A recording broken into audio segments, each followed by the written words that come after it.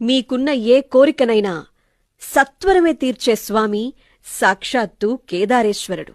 అది బదరికా వనంలో నరనారాయణులు పరమేశ్వరుని కోసం తపస్సు చేస్తున్న సమయం.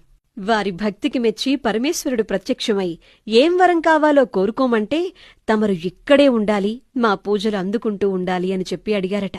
అలా కేదారేశ్వరునిగా జ్యోతిర్లింగమయ్యారు పరమేశ్వరుడు. ఇక పాండవులు మహాప్రస్థాన వేళ వాళ్లని పరీక్షించటం కోసమని చెప్పి శివుడు ఎనుబోతు రూపంలో వారి ఎదురుగా పరిగెడుతూ ఉండగా శివలీలను గుర్తించినటువంటి పాండవులు శివుణ్ణి అక్కడే శాశ్వతంగా నిలువరించాలనుకున్నారు.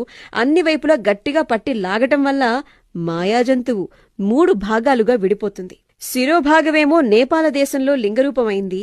పాదాలు కేదార మార్గాన ఉన్నటువంటి ఉన్నత ప్రదేశంలో పడి తుంగనాథేశ్వర లింగంగా ప్రసిద్ధి చెందాయి. ఇక పృష్ఠభాగమే కేదారేశ్వర జ్యోతిర్లింగంగా ప్రతిరోజు అర్చనలు అభిషేకాలు అందుకుంటూ పూజించబడుతూ